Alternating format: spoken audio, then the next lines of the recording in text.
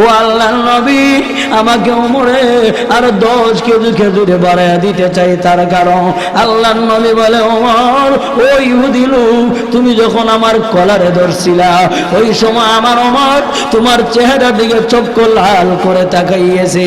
এই সময় আমি নবী আদেশ দিয়েছি, ওমর, ওই লোকটা পাওনাদার, আমার সাথে দুর্ব্যবহার করতে পারে, তুমি কেন তার চেহারা দিকে চক্ষু লাল করে তাকাইলা?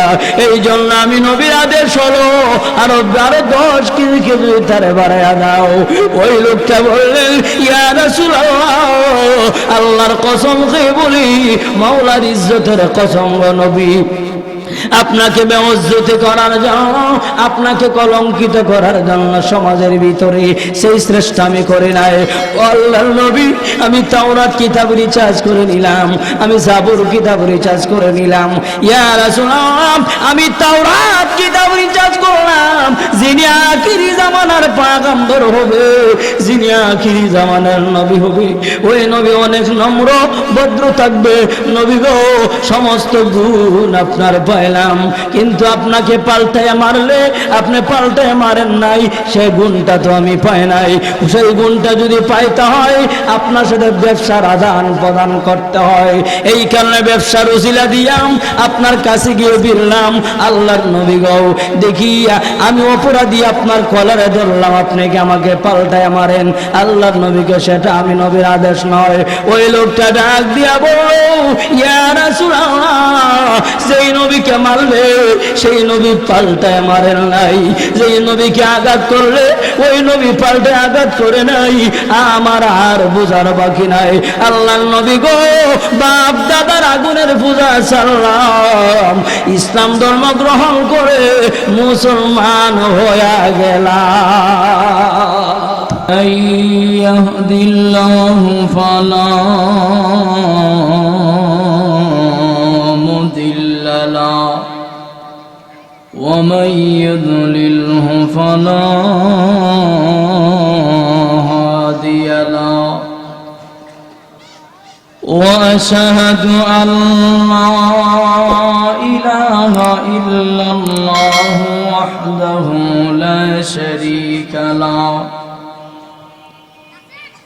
وأشهد أن سيدنا وسندنا وحبيبنا ومولانا محمدا عبده ورسوله الذي أرسل إلى الناس كافة بشيرا ونذيرا وداعيا إلى الله بإذنه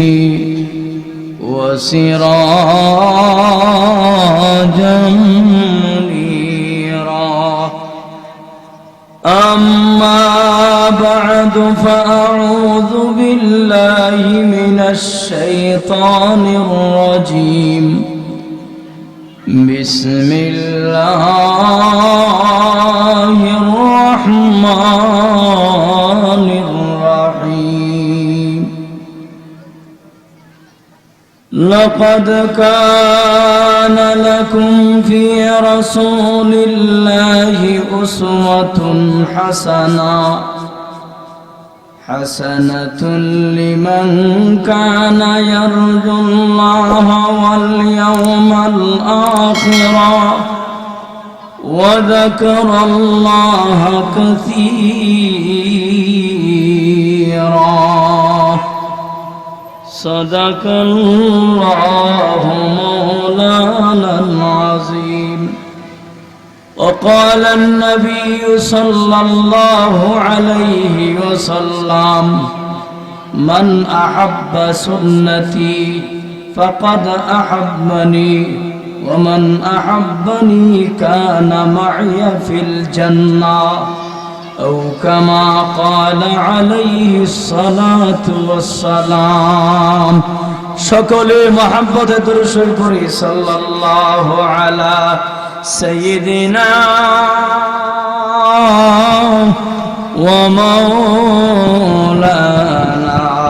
محمد وعلى آله وصحبه وسلم صلى الله على سيدنا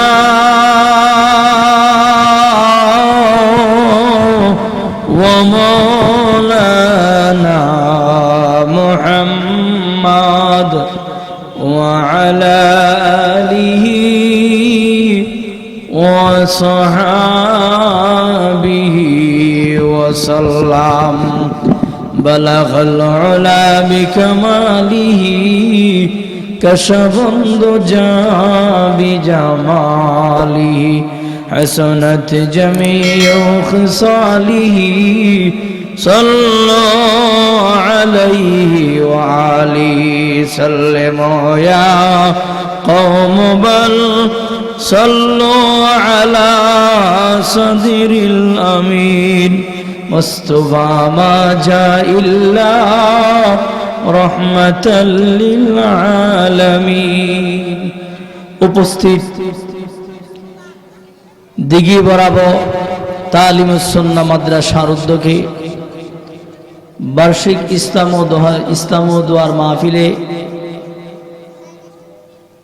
সম্মানিত সভাপতি সাহেব মুআজ্জাজ উলামায়ে কেরাম প্যান্ডেলের নিচে বসে আছেন সর্বস্তরের মুসলমান ভাইরা, মাইকের আওয়াজ যাদের কানে পৌঁছেছে, সম্মানিতা আমার মা ও বোনেরা, আল্লাহ পাক রব্বুল আলামিনের দরবারে অসংখ্য শুকরিয়া যে আল্লাহ আপনি আমাকে অত্যন্ত মহব্বত করে ভালোবেসে অনুগ্রহ করে কোরআন হাদিসের আলোচনা শোনার জন্য প্যান্ডেলের নিচে আসার এবং বসার তৌফিক দান করেছেন।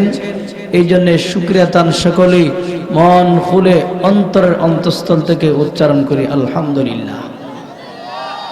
প্রিয় হাজিরিন, আমি আপনাদের খেদমতে সূরাতুল আহজাবের 21 নম্বর আয়াত তিলাওয়াত করেছি। প্রিয় নবী মুহাম্মদুর রাসূলুল্লাহ সাল্লাল্লাহু আলাইহি ওয়াসাল্লামের হাদিসের ভান্ডার থেকে বরকতের খাতিরে একখানা হাদিসের টুকরা তিলাওয়াত করছি। আয়াত আর হাদিসকে সামনে রেখে অল্প সময় কিছু কথা বলার চেষ্টা করব, আল্লাহ আমাকে তৌফিক দিলে, ওমা তৌফিক ইল্লা বিল্লাহ। প্রিয় হাজিরিন, আল্লাহ তাআলা আমাদের নবীকে শ্রেষ্ঠ নবী বানাইয়া এই পৃথিবীতে প্রেরণ করছে। যেরকম সুবহানাল্লাহ। আমাদের নবী হলো শ্রেষ্ঠ নবী, আবার শেষ নবী। আল্লাহ তাআলা নবীজিকে সর্বমোট 63 বছর হায়াত দিয়েছিলেন। এই 63 বছর হায়াতটা আবার দুই ভাগে ভাগ করা হয়েছে। একটা হইল নবীর নবুয়তের আগের জিন্দেগি, আর একটা হইল নবীর নবুয়তের পরের জিন্দেগি। নবীর নবুয়তের আগের জিন্দেগি হইল 40 বছর অতিবাহিত হয়েছে, আর নবুয়তের পরে হইল 23। এখন 40 আর 23 কত হয়? 63 বছর। এই 63 বছর হায়াত দিয়ে আল্লাহ আমাদের নবীকে এই পৃথিবীতে প্রেরণ করেছেন। যেরকম সুবহানাল্লাহ। এই 63 বছরের জিন্দেগির ভিতরে 40 বছর জিন্দেগির ভিতরে নবীর দ্বারা যত অলৌকিক ঘটনা ঘটছে সেইগুলিকে বলা হয় ইরহাসাত।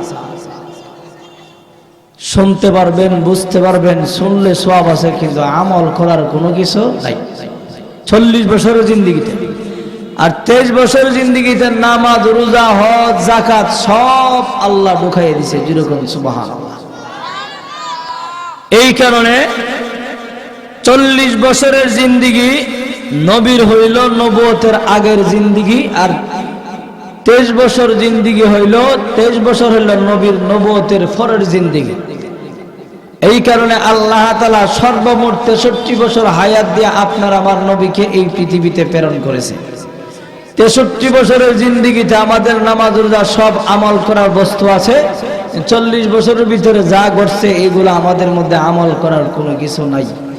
আমল করতে হইলে 40 বছরের জিন্দেগি যত অলৌকিক ঘটনা ঘটছে, আল্লাহ আবু জেহেল, উকবা, সাইবা যত বেঈমান কাফের আছে সবগুলি বলতে সবগুলিকে জানাই দিয়েছে নবী হওয়ার ফাউন্ডেশন, নবী হওয়ার দলিল এইগুলি হলো নবী যে একজন আসবে।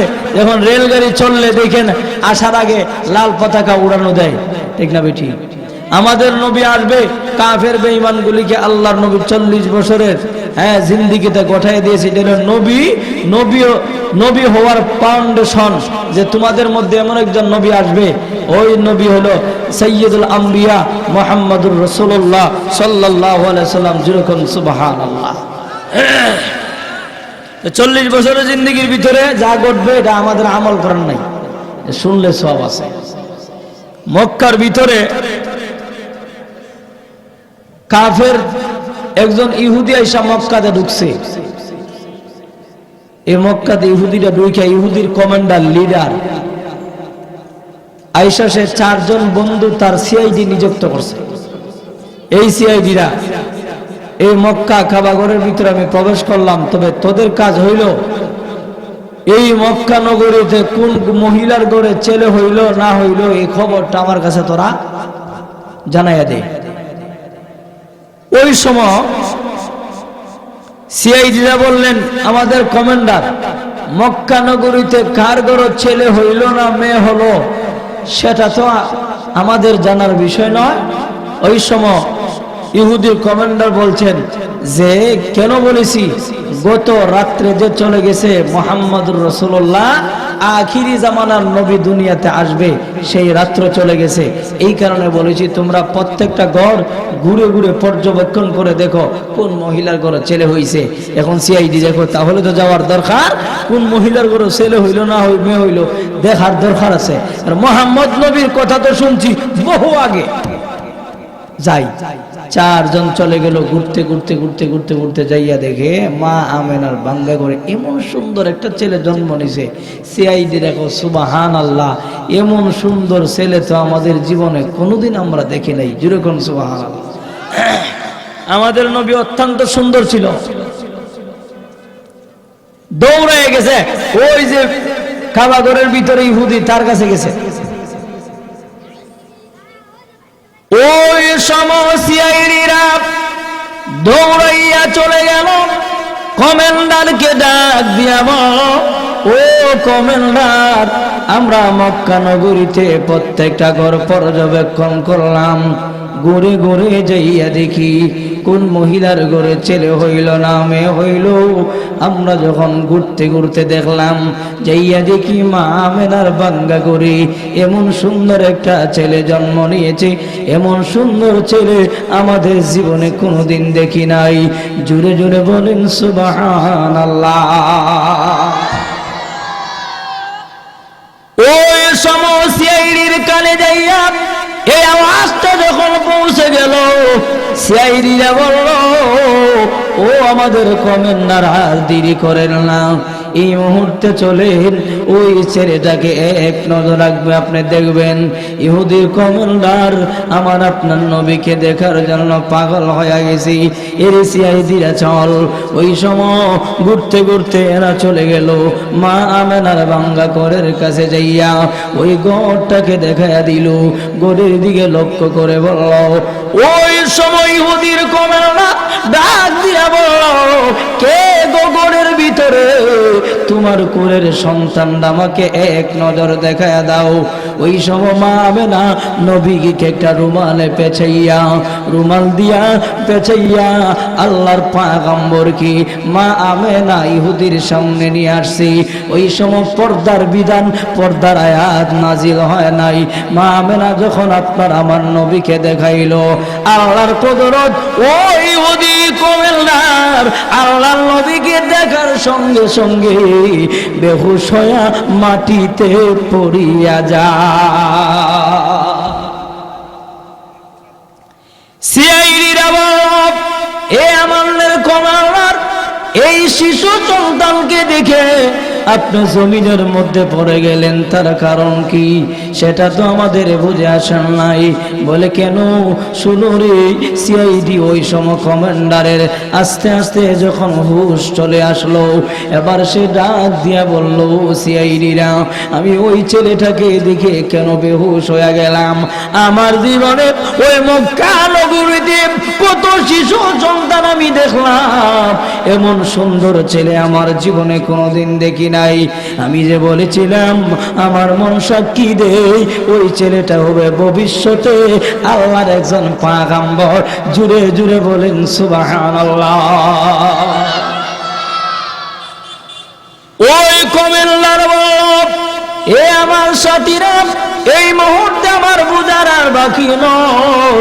ওই ছেলেকে দেখে আমি বুঝে ফেললাম ওই ছেলেটা মনে হইবে আখিরি জামানার নবী, ইমামুল আম্বিয়া, ইমামুল মুরসালিন। ওই নবী হবে শ্রেষ্ঠ পয়গম্বর। আমার আর বুঝার বাকি নাই। ও বন্ধুরা, এই ঘটনাটা শুনছেন, সওয়াব হয়েছে, কিন্তু আমল করার কোনো কিছু নাই। শুধু তাই নয়, এটা হলো আল্লাহর পয়গম্বর দুনিয়াতে আসার হলো নবী দুনিয়াতে আসার একটা ফাউন্ডেশন, নবী হওয়ার ফাউন্ডেশন। এই কারণে আল্লাহর নবীর দাদা ছিল আব্দুল মুত্তালিব।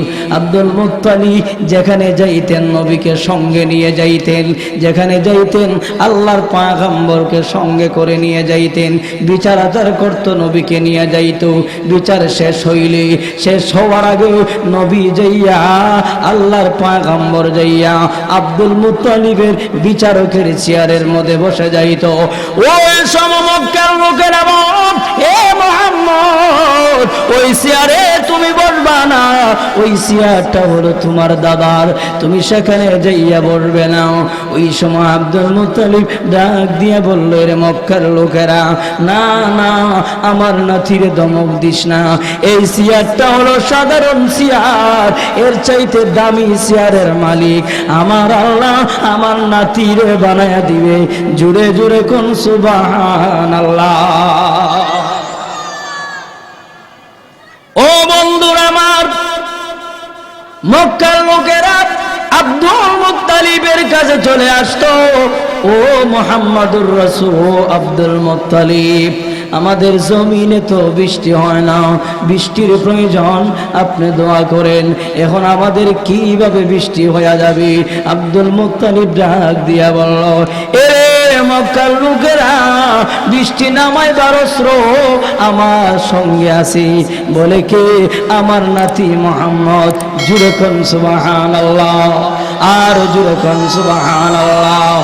ওই সময় আব্দুল মুত্তালিব মাঠে যাইয়া মাবুদের দরবারে দোয়া করলো, আল্লাহ মক্কার জমিনে বৃষ্টি হয় না, আল্লাহ গো বৃষ্টির প্রয়োজন, ও আল্লাহ আমার নাতি মুহাম্মদের উসিলা বৃষ্টি দিয়া দাও। আব্দুল মুত্তালিব ডেকে বলল, আমি আমার নাতির উসিলা আল্লাহর দরবারে যখন দোয়া করলাম, সঙ্গে সঙ্গে বৃষ্টি জমিনে নাজিল হয়ে যায়। এ বন্ধুরা আমার, এই কারণে আল্লাহর নবী নবী হওয়ার ফাউন্ডেশন। আল্লাহ বলে, ও কাফের বেঈমান মুশরিকরা শোনো, তোমাদের মধ্যে এমন একজন নবী আসবে, ওই নবী একজন পয়গম্বর, শ্রেষ্ঠ নবী। ওই নবীর কালেমা পড়বা, দুনিয়া আখিরাতের তোমার মঙ্গল হয়ে যাবে। ওই নবীকে আমি একটা কালেমা দিব, লা ইলাহা ইল্লাল্লাহ মুহাম্মাদুর রাসূলুল্লাহ।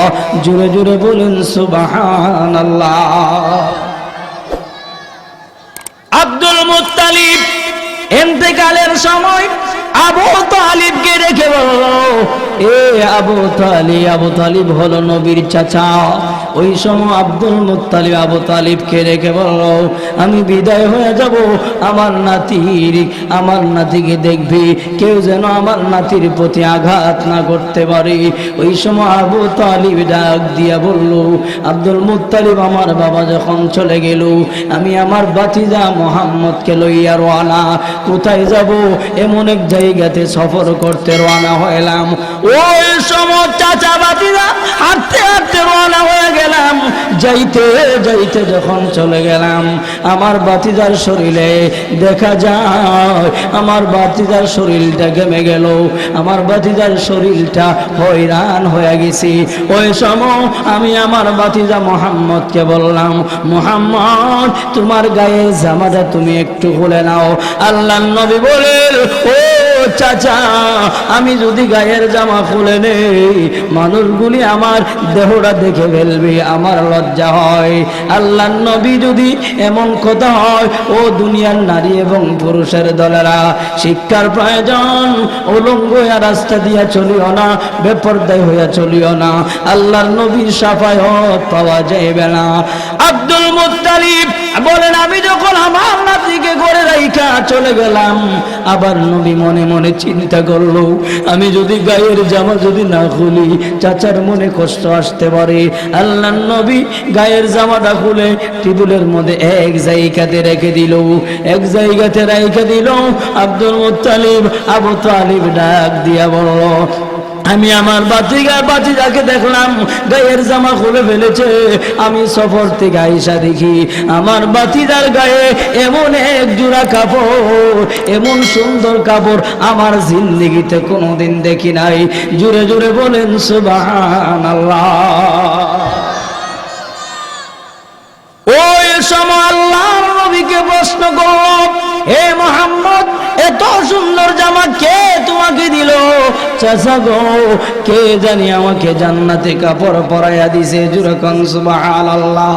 আল্লাহর নবী বলেন, ও উম্মতের দলেরা, আল্লাহর নবী সুন্নাত তরিকায় জীবন যাপন করো, মাথায় টুপি রাখো, সুন্নাত তরিকায় জামা পরো, খানা খাও, বিয়ে শাদী করো, প্রস্রাব পায়খানা করো, তোমার পুরা জিন্দেগিটা আমার নবীর সুন্নাত তরিকায় জীবন যাপন করো। আল্লাহর নবী বলে, আমার নবীর সুন্নাত তরিকায়, আমার সুন্নাত তরিকায় যারা জীবন যাপন করবে, আমি নবী ওয়াদা দিলাম হাতের মুঠে কইরা তারা জান্নাতে পৌঁছায়া দিব। জোরে জোরে বলেন সুবহানাল্লাহ। এই কারণে আল্লাহ বলেন, লাকাদ কানা লাকুম ফি রাসূলিল্লাহি উসওয়াতুন হাসানা, তোদের জন্য উত্তম ব্যবহার, উত্তম আদর্শ রয়েছে মুহাম্মাদুর রাসূলুল্লাহ সাল্লাল্লাহু আলাইহি ওয়াসাল্লামের ভিতরে। জোরে কোন সুবহানাল্লাহ, আর জোরে কোন সুবহানাল্লাহ। এই কারণে সুন্নাত তরিকা জীবন যাপন করতে হবে। আল্লাহর নবী এমন ভাবে দ্বীন প্রচার করলো, নবী কাউকে গালি দেয় নাই, কিন্তু এমনি কাফের বেঈমানগুলি নবীর চেহারা দেখে, নবীর কোরআন তেলাওয়াত শুনিয়া, নবীর কথা শুনে কালেমা পড়ে মুসলমান হয়ে গেছে। এটা হলো আমার নবীর মুজিজা। জোরে জোরে কোন সুবহানাল্লাহ। এটা হলো নবী নবুয়ত পাইবার আগের জিন্দেগি। জোরে কোন সুবহানাল্লাহ। নবুয়ত পাওয়ার পরের জিন্দেগি। এক ইহুদি লোক আল্লাহর নবীর কাছে গেছে, নবী যে আখিরি জামানার নবী, শ্রেষ্ঠ নবী, সে জানে, তারপরও গেছে একটা পরীক্ষা করার জন্য। কিসের পরীক্ষা? নবীর কাছে গিয়ে বললো, ইয়া রাসূলুল্লাহ, আপনার কাছে খেজুর বলে মজা। নবী কো, হ্যাঁ, আমি আপনার কাছ থেকে খেজুর কিনতে চাই। নাফাতুল আরব কিতাবের নাম শেখাল, সেই কিতাবের মধ্যে লেখছে, নবীর কাছে যে ইহুদি লোকটা বলে, রাসূল আপনার খেজুরের গাছ থেকে খেজুর কিনতে চাই। ঠিক আছে, তবে কোন গাছ থেকে কিনবা সেই গাছটা তুমি নির্ধারিত করবা না। যেরকম সুবহানাল্লাহ। সেই গাছে যদি না আসে তাহলে আমি দিতে পারবো না। এমন গাছ আছে না, মাঝে মাঝে ফল আসে, মাঝে মাঝে ফল আসে না, ঠিক না বেঠি? ও ঠিক আছে, এখন টাইম দিছে শনিবারে, যে শনিবারে তোমারে দিয়া দিব। ওই ইহুদি লোকটা নবীর পকেটে আগে টাকা দিয়ে দিছে। নবী কোন টাকার প্রয়োজন নাই, জোরপূর্বক নবীর পকেটে টাকা ঢুকাইয়ে দিছে। আল্লাহ নবীকে টাকার প্রয়োজন নাই। এখন টাইম দিছে শনিবারে, বৃহস্পতিবারে ইহুদি লোকটা যায় নবীর কলারের মধ্যে টানতে আরম্ভ করছে। যেরকম সাথে ছিল উমর। কি মনে করেন কি যাতে রাগা? উমর রাগান্বিত হয়ে গেছে। উমর রাগ করলে আল্লাহু আকবার, উপায় নাই। এখন উমর দেখছে উমরের সামনে নবীর পাঞ্জাবির কলার ধরছে।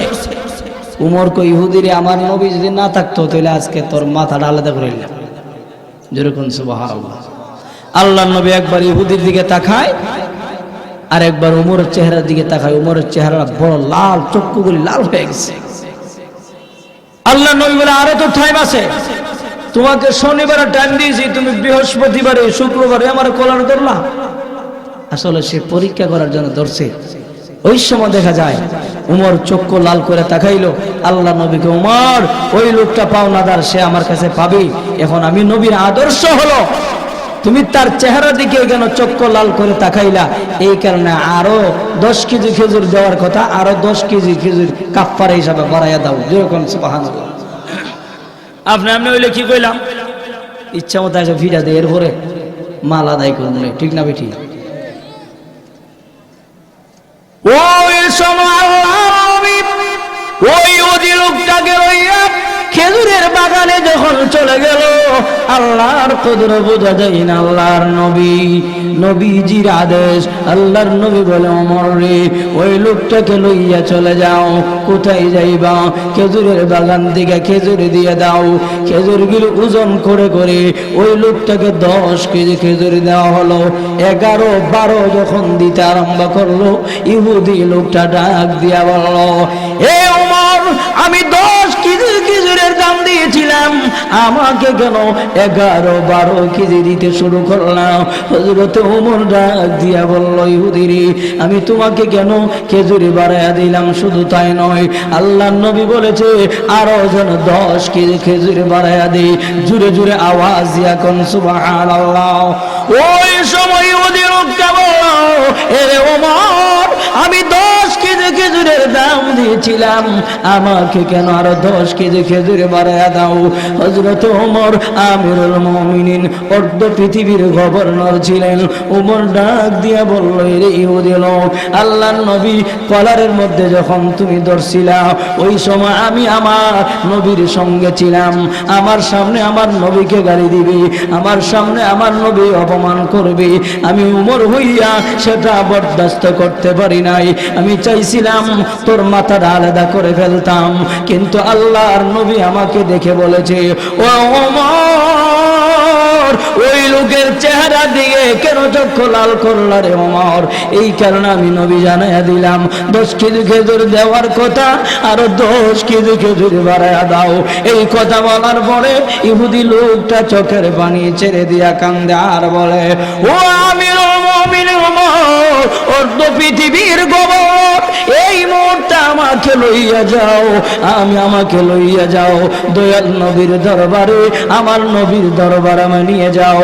ও আল্লাহর নবী, আমাকে ওমরে আরো 10 কেজি খেজুরে বাড়াইয়া দিতে চাই, তার কারণ আল্লাহর নবী বলে, ওমর, ও ইহুদি লোক, তুমি যখন আমার কলারে ধরছিলা, ওই সময় আমার ওমর তোমার চেহারা দিকে চক্ষু লাল করে তাকাইয়েছে।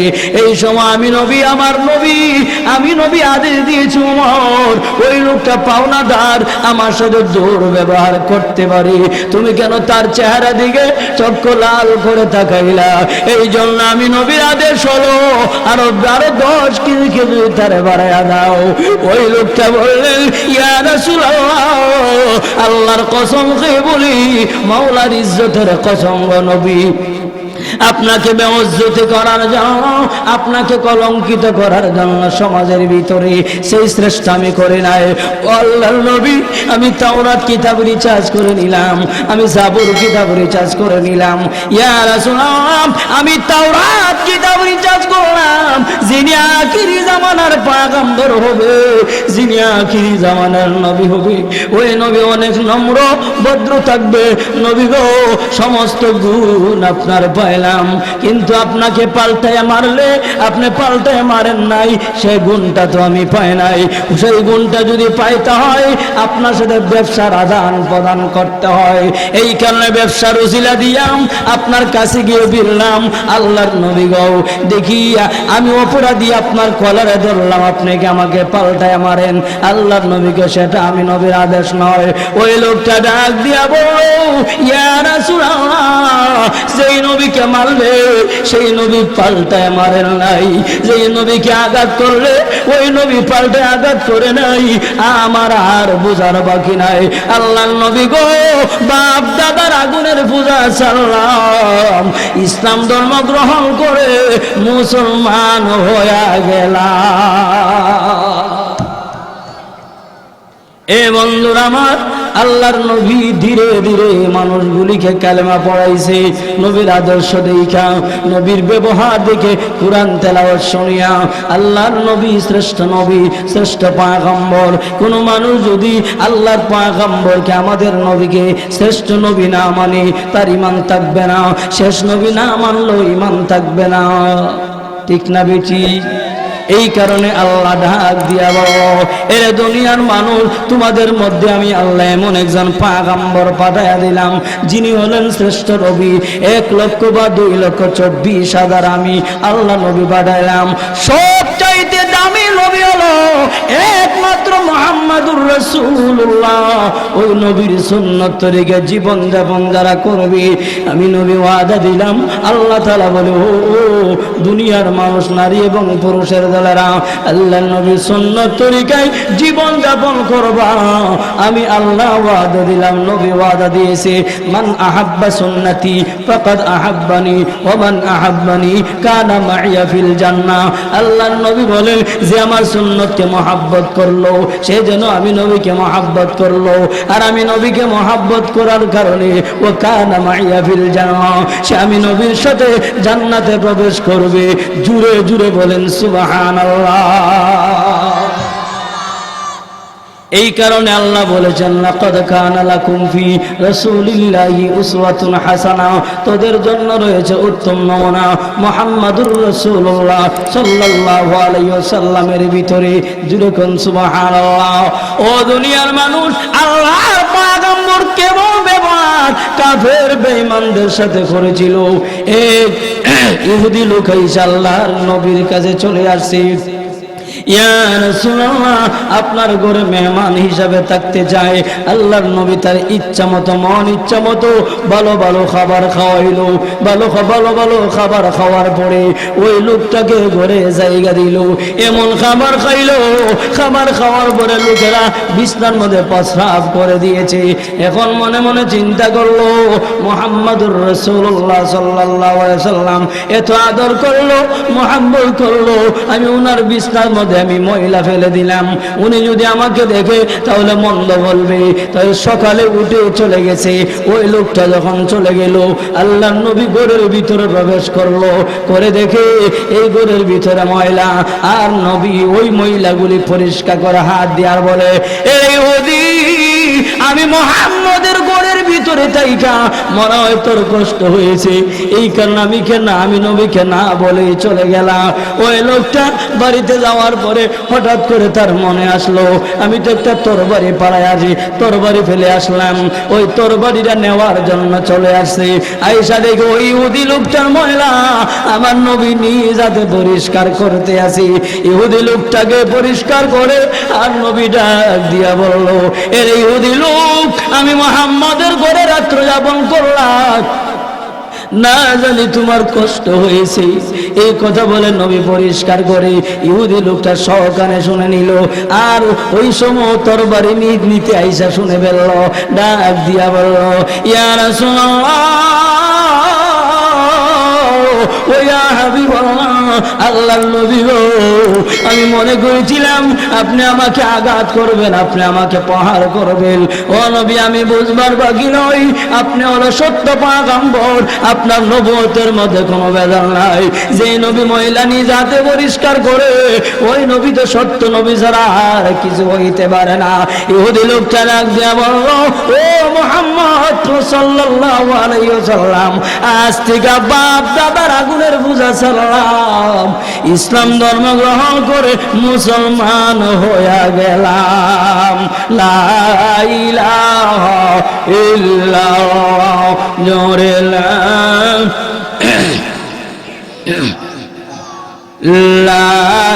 ইলাহা ইল্লাল্লাহ, জোরে লা ইলাহা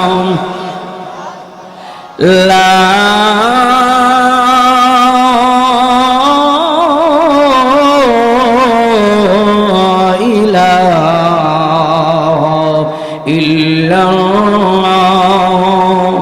মুহাম্মাদুর রাসূলুল্লাহ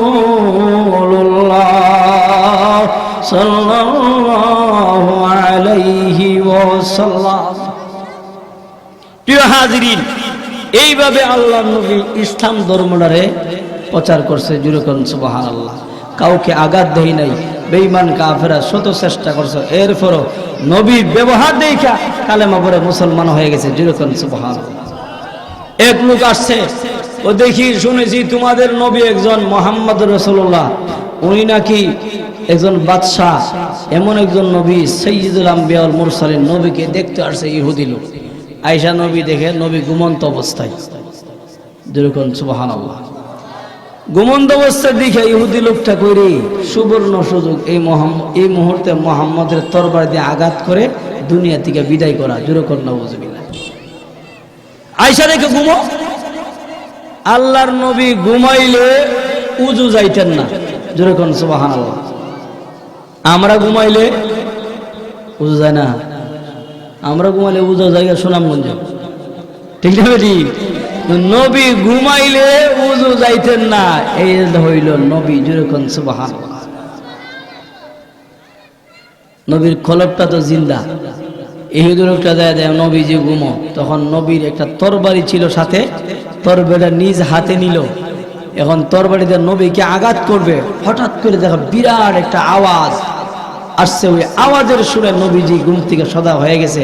সজাগ হয়ে দেখে নবীর যে তরবারিটা ছিল মাটিতে গাড়া, ওই তরবারিটা ইহুদির হাতে। ইহুদি তরবারিটা হাতে লইয়া কো, মুহাম্মদ মাইয়ামনাউকা মিন্নি, বলো তোমার তরবারি আমার তরবারি হাত থেকে তোমারে কে বাঁচাবে? নবী কো, তোর তরবারি হাত থেকে বাঁচাইব একমাত্র আমার আল্লাহ। যেরকম সুবহানাল্লাহ। আরেকবার কো, মুহাম্মদ মাইয়ামনাউকা মিন্নি, বলো আমার তরবারি হাত থেকে তোমারে কে বাঁচাবে? কো, আমার আল্লাহ। তৃতীয়বার বললে, মুহাম্মদ সত্যি করে বলো আমার তরবারি হাত থেকে তোমারে কে বাঁচাবে? নবী কো, বাঁচাবে আমার আল্লাহ। আল্লাহ বলে যখন ডাক দিয়েছে, সঙ্গে সঙ্গে তার তরবারি নিচের মধ্যে পড়ে গেছে।